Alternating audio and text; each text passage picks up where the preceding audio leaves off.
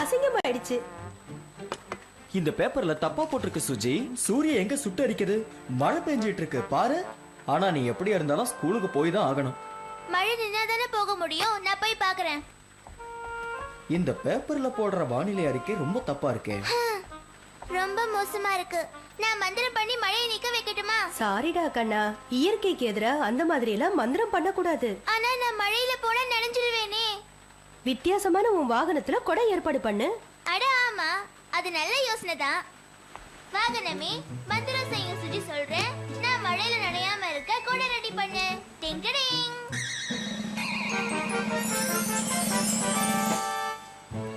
அவ்வளவுதான், தயாராயிடுச்சு. ரொம்ப தேங்க்ஸ்மா. உன் வாகனம் ரொம்ப அழகா இருக்கு.